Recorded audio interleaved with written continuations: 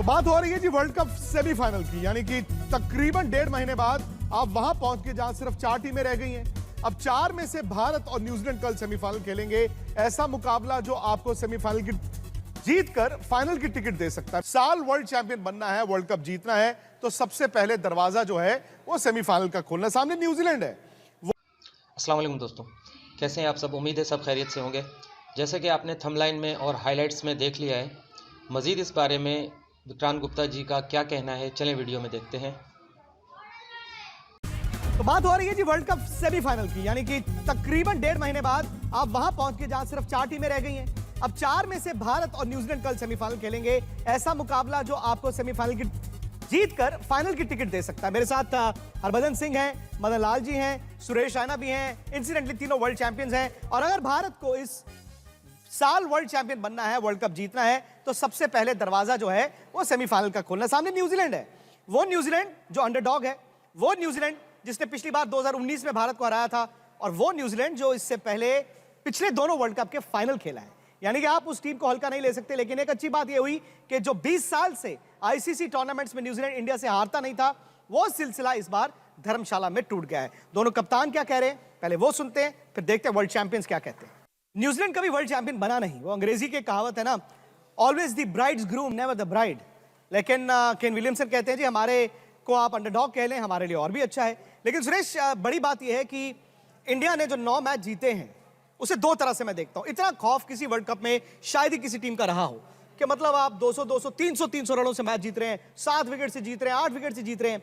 जो सबसे closest match India का था वो न्यूजीलैंड के साथ ही था।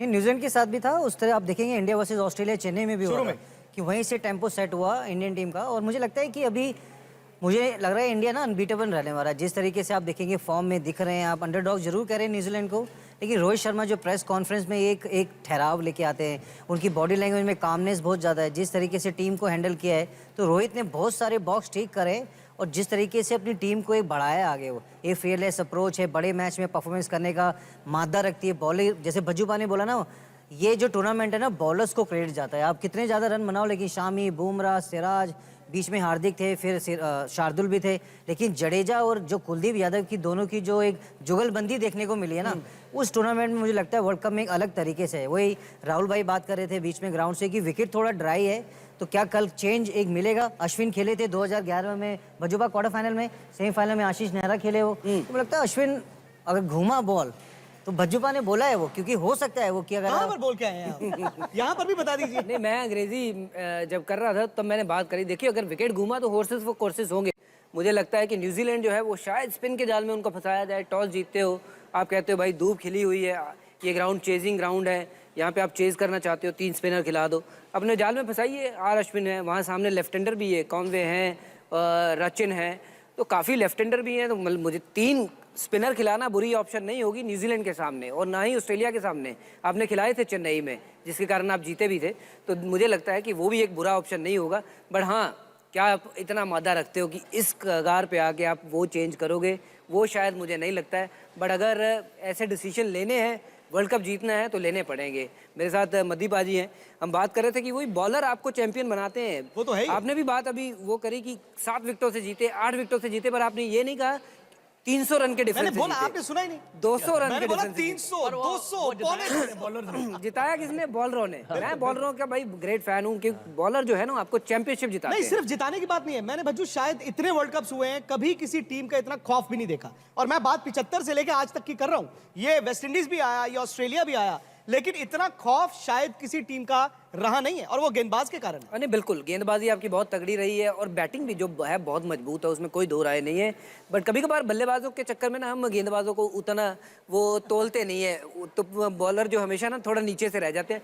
बट ओवर जो आपने बात करी है कि इस वर्ल्ड कप में खौफ देखा है, ज़रूर दूसरी टीमों के ऊपर खौफ देखा है, विराट कोहली का, वो रोहित शर्मा का। अभी तो सूर्य कुमार यादव नहीं चमके, जिस दिन वो चमकेंगे तो उनका खौफ तो देखिए वैसे ही बना हुआ है। एक पहली प्रेस कॉन्फ्रेंस में किसी एक ऑस्ट्रेलिया के बल्लेबाज ने वो बात करी थी कि अभी तो सूर्य कुमार यादव देखिए बेंच पे बैठे हैं, अब वो खेल रहे हैं ये मैदान पे, उनको रोकना भी मुश्किल है। तो यार टीम ने खौफ दिखाया है, तो इसी के कारण 9 में से 9 जीते हैं और 10 में से 10 कल हो जाएंगे, फिर 11 में से 11 कि हम प्रार्थना कर रहे हैं कि वो भी हो जाए तो मजे आ जाएंगे। One step at a time. Madan ji, लेकिन एक और बात है ना कि अब ये नहीं कि आंकड़े बताते हैं, मैंने पहले भी वो आंकड़ा दिखाया कि 2013 चैंपियंस ट्रॉफी जो आप लोग इंग्लैंड में कार्डिफ में जीत के आए, बर्मिंघम में जीत के आए, उसके बाद से क्या हुआ है कि जितने बड़े मैच 50 ओवर के आए हैं, नॉकआउट्स, सेमीफाइनल या फाइनल, उसमें बड़े बल्लेबाजों के रन्स नहीं होते। तो ये भी साफ है कि वो जो हम कहते हैं ना, one bad day, one bad half an hour, वो गेंदबाजी में कम आता है, वो बल्लेबाजी में ज्यादा आता है। तो उससे भी संभल के रहना होगा। नहीं देखिए, संभल के रहना बड़ा जरूरी है, क्योंकि जैसे बज्जू ने कहा, देखिए गेम की सिचुएशन को देखते हुए आपको बैटिंग करनी है। अगर एक दो खिलाड़ी आउट होते हैं तो आपको अपनी गेम को ऑल्टर करना पड़ेगा थोड़ा सा। जैसे रोहित शर्मा ने पिछले अगेंस्ट आई थिंक इंग्लैंड के सामने उन्होंने ऑल्टर किया, तो ये सिचुएशन, क्योंकि ये सेमीफाइनल गेम है। बाकी देखिए, जो इस वक्त जो कहते हैं ना कि एक दिन खराब, ऐसा नहीं होने वाला, क्योंकि देखिए आपके पास 5-6 बल्लेबाज फॉर्म में है, 5 बॉलर फॉर्म में है, तो चलो एक आधा दिन किसी का खराब हो सकता है, किसी बॉलर का खराब, बाकी तो है ना वहाँ पे जो मैच को कंट्रोल करके मैच को जिता सकते हैं। बाकी ये है कि देखिए सेमीफाइनल में न्यूजीलैंड भी जो है अंडरडॉग, उनके कैप्टन ने सही कहा, बट डिफरेंस कौन डालता है? उनका केन विलियमसन, उसको गेम चलाना आता है। अगर आप कभी भी देखें, वो गेम को रीड करता है और चलाता है। यही एक बड़े बैट्समैन की खासियत होती है। जैसे विराट कोहली, ठीक है, रोहित शर्मा आके टक ठम खेलता है, जबरदस्त नहीं खेलता है, क्योंकि मैच को सेटअप करता है, पर खत्म कौन करता है? विराट कोहली।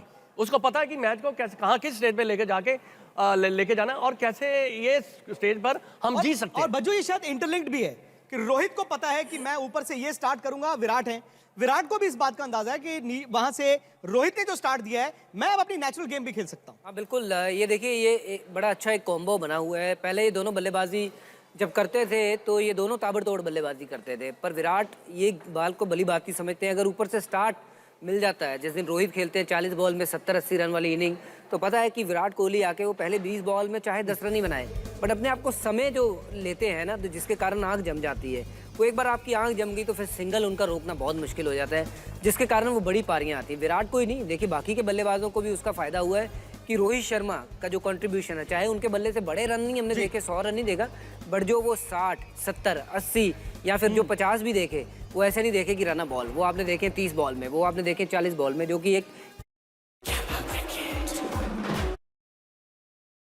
केएल की बारी आती है, जिस दिन केएल को पता है कि यार तेज गति से भागना है, तो उस दिन उनके पास भी हर तरीके का शॉट है। तो ये टीम सेट है, टीम सेट है। अच्छा, अब चूंकि वक्त इतना ही है, बस एक लफ्ज सबसे, कल कौन जीत रहा है और परसेंटेज आप क्या देते हैं? इंडिया जीत रहा है, Bumrah man of the match है। परसेंटेज?